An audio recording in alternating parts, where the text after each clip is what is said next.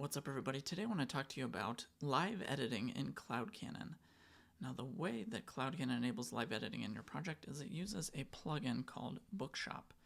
And to learn about that, we'll go out to the CloudCannon documentation, we'll go to the guides section. If you scroll down to the bottom, you'll see the two Bookshop guides that CloudCannon provides. There's one for Astro, and then there's one for Eleventy. And we'll go through the Eleventy one today to build a microblog project. And to show you what the final product looks like, here it is. It's just a very simple microblogging project that includes any arbitrary content that you want to put into it and has a stream of posts. Post pages, tags, and tag pages. And inside of the CloudCannon app, you can see the editing experience as well. We have content blocks here. Now these are our Bookshop components, and I'll go through those. And importantly, these are live editable. You can reorder them and click through to edit the text. You can click on the text to edit it. And to get even fancier, we have a link component, which shows a screenshot of our external URL that we're linking out to, and it has it wrapped in a web component as well. So if we link to a different URL, it automatically updates that and re-renders that web component for us. So let's go through how to wire Bookshop up to our Eleventy project. There is a scaffolding command that we want to run here that will create a new Bookshop component library for us in our Eleventy project. And I've run this scaffolding command inside of an empty directory to show you what the output looks like. We have our Bookshop configuration file. We have a sample component that was generated for us. The configuration YAML includes some CloudCannon specific configuration in it. The blueprint section really determines sort of default placeholder values for our content. The liquid file is the liquid HTML of the output for the component. And then we have any styles for the component we can put in our Sass file as well. We have a page helper that sort of iterates over the components on the page and re-renders them. And any global styles will go into this global Sass file. All right, so we've sort of run the scaffolding command. We also want to wire this up to our Eleventy configuration file as well. So Eleventy will render our components as expected. And you can see how to do that down below. We want to run an npm install command.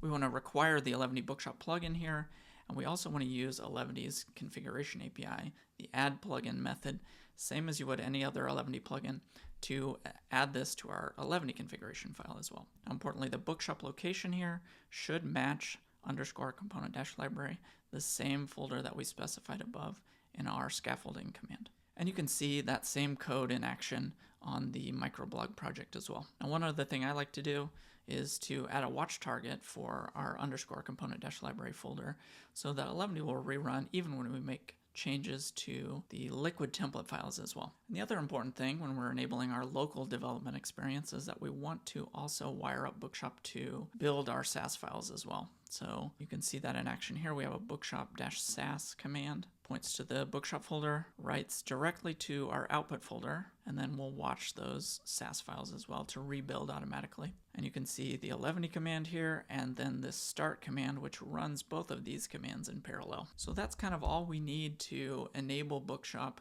locally. And this is what it looks like in our local development environment. All right, so now that we got our local development running, let's go ahead and look at some of the Bookshop components that we're using inside of this project. You can kind of see that we have a text component here. This is kind of the simplest one. Let's look at our text component. This is just plain text HTML. Just put in any arbitrary content here. It's rendered in a liquid template that looks like this, not much to it. If you scroll down, you can see we have a couple of code blocks down here as well. This is a code Bookshop component. It's using Eleventy syntax highlighter, and it has 3 different sort of inputs to it. It has a code block, language, and an extra comment attached to the code.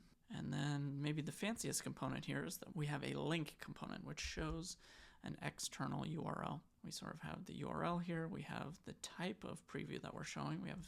We can do a screenshot or an open graph image. We can also have some arbitrary content associated with this one as well.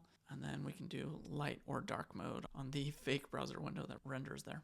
So I think the next best thing to look at here is a Bookshop template file. So we have our individual posts inside of our microblog. The file name selects for those are associated with the current date. So if we go out to the Bookshop app and go into our posts section of our project, you can see, you can look at existing posts. And here is the one from November 20th. It's got, again, a link component to text bookshop components in there. And if you look at the markdown representation of that, you can see those serialized into YAML. So you can see the text component, link component. And Bookshop iterates over these in the content blocks section. And if you remember, if we go back into our component library folder, in our shared folder, and in Eleventy, you can look at this page.eleventy.liquid and see this content_blocks data referenced here. We're iterating over the content blocks. We're rendering each as a Bookshop component using the Bookshop shortcode, and each one of these is rendered live in the CloudCannon app when the editing is taking place. It's rendering using an Eleventy layout called post.liquid, and you can see that in the _includes folder. There's a post.liquid file. Now, importantly, this is using another Bookshop shortcode called bookshop_include, which then is also referencing our Eleventy page helper inside of our component library.